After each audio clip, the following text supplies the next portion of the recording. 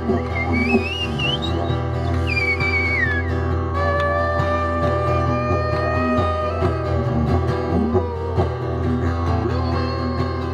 you. We are at Hands Across the Sand, and it is an international day of action to come together to say no. No to deep sea drilling in our Great Australian Bight, and yes to clean renewable energies.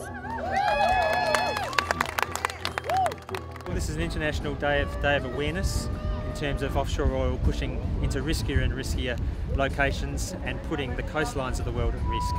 In Australia, there are events happening all over, in South Australia, in New South Wales, in Tasmania, etc. They're all over Australia, and the key issue for Australia at the moment is BP pushing into the pristine waters of the Great Australian Bight.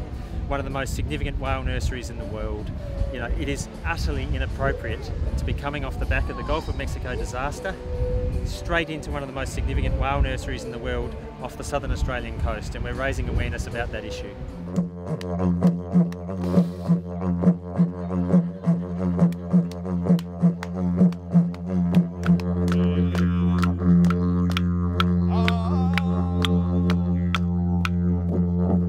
We've been asking for a long time now to see any oil spill modelling, to see any emergency planning, in other words how they're going to deal with a scenario like the Gulf of Mexico, and as yet that has not been forthcoming. So, you know, the actual risk of what's being potentially imposed on the people of southern Australia is not being made clear. So we're calling for all of that information to be put forward as part of consultation that this company has to do in order to get these approvals with the community. We're calling for this information to be released immediately. So who were the victims of the Deepwater Horizon disaster? One oil rig.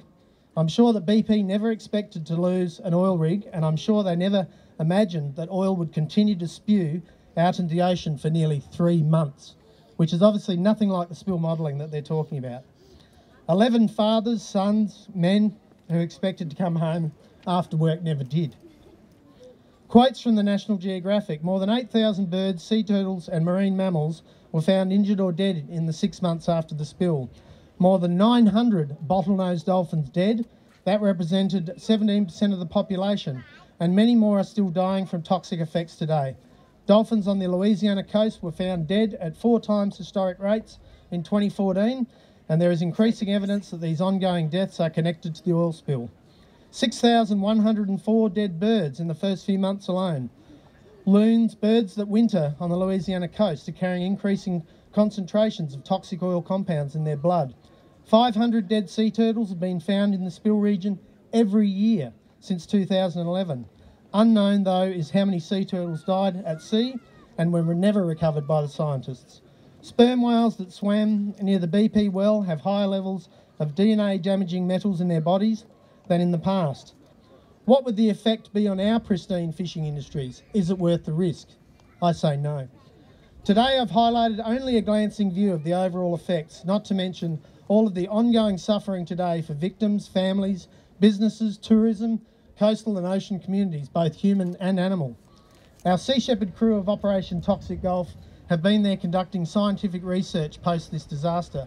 Although the immediate effects of the oil and the dispersant were obvious, massive amounts of oil soiling the Gulf beaches, thousands of birds covered in oil, countless fish and marine mammal deaths, the chronic effects are unknown and still somewhat unstudied to this day. So in closing, I say to you all, and your families, and your families' families, the likelihood of another disaster may be low, the consequence we already know is high. So are you willing to risk it all? Thank you. Don't drill it! Keep it in the ground, the BP will spill it! Yeah, oil! Don't drill it! Yeah! Keep it in the ground, the BP louder, louder! I think there are a lot of people pretty concerned about what this means to our southern Australian coastlines. I mean, if something goes wrong here, it will be a disaster. It'll be a disaster. In the Gulf of Mexico, with the entire industrial hub of the oil industry, it took 87 days to shut that off. 6,500 boats or something were involved, 40,000 people. You know, where are the resources in Australia to mobilise, you know, a disaster management strategy on that type of scale? It just doesn't exist. You know, we're talking some of the roughest, deepest, most remote waters on the planet. And these oil companies, it appears, you know, are willing to go in there and run those risks, yet the people that are going to carry that risk are the people of southern Australia.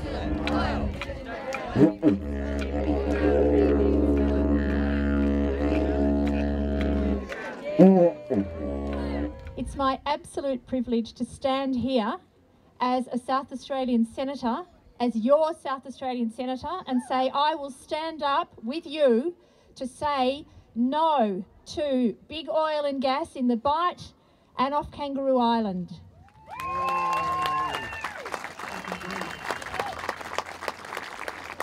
It's so good to see so many people willing to come along today and stand up and be counted.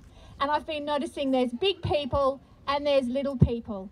For my role as a politician and a member of the Federal Parliament, there are few things that are more important than ensuring that we have an environment ongoing that will sustain us and allow us to thrive, and not only us, but other species like the beautiful, amazing marine species that we have in the Bight and off Kangaroo Island. So thank you for coming along today. The Australian Greens are standing with you.